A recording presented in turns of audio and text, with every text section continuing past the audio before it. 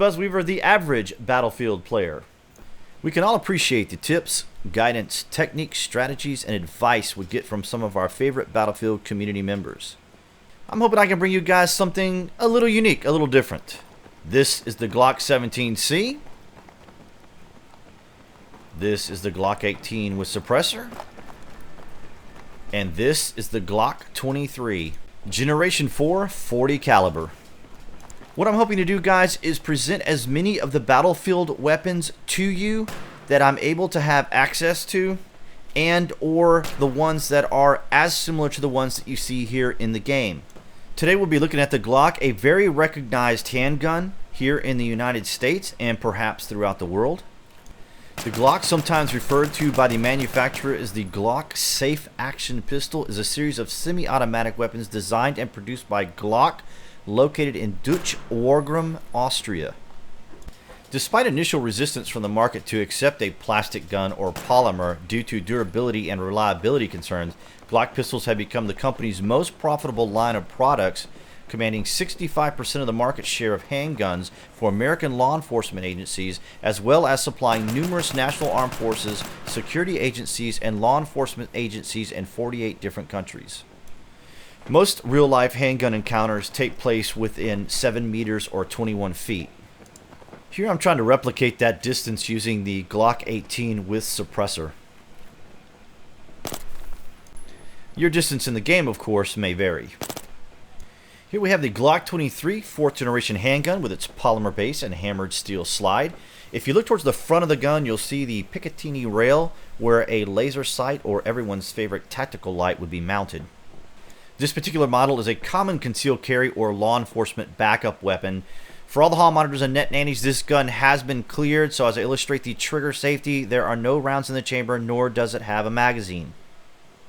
The sight perspective is something you guys are probably very familiar with, so I wanted to illustrate that here and how it does match the Glock sights you see in the game. One of the privileges we have in the United States is the luxury to own firearms. This is granted to us courtesy of our founding fathers under the Second Amendment to the United States Constitution. The handgun you see here is my personal concealed carry weapon. To conceal a weapon in most states here in America, you're required to have a concealed permit. However, in some states, open carry does not require that you be licensed. This is the Taurus PT-111 Millennium Pro with Heine sights. It's a Brazilian-made handgun. The Taurus line of handguns are often identified as the misfit series of handguns, as they aren't very popular among some gun enthusiasts. For size comparison, you can see that the Taurus is smaller and more compact than the Glock. This is why I like it as a concealed carry option. Next to the weapons are their respected rounds. The Glock uses the 40 caliber and the Taurus uses the 9mm Luger. Speaking of rounds, an ideal way to load your firearm is using a speed loader. This is the Israeli designed Up Lula. This speed loader in particular is probably the best model on the market. You simply place the loader over the magazine, compress the handle, press down, and this allows for easy loading and unloading of your magazine.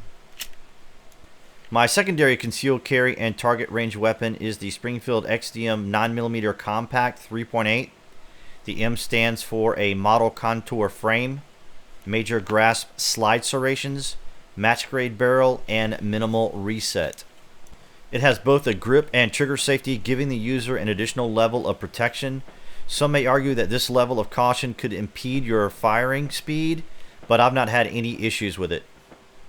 I like the overall design, especially the pronounced serrations and grip design. The back straps are interchangeable depending on the size of your hand or personal comfort level.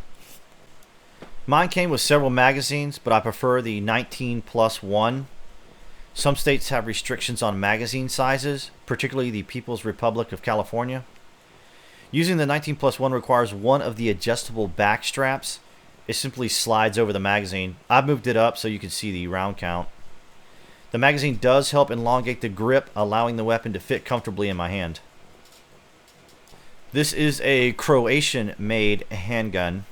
Up towards the front here you can see the Picatinny rail and very pronounced slide serrations. Some of you may realize that the headsets you see the characters wearing in Battlefield 3 aren't intended for listening to music. They are in fact hearing protection. When I first saw the Engineer, I couldn't help but think of my Howard Lights.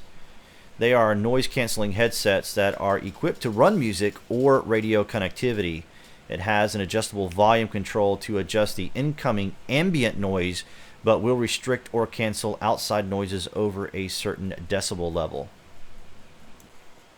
The amplifiers provide a nice 82 decibel directional sound capability, and you'd be amazed at how well you hear things in your surroundings and from what direction they're coming from. I was fortunate enough to be able to do this commentary on Level Cap and X Factor's server.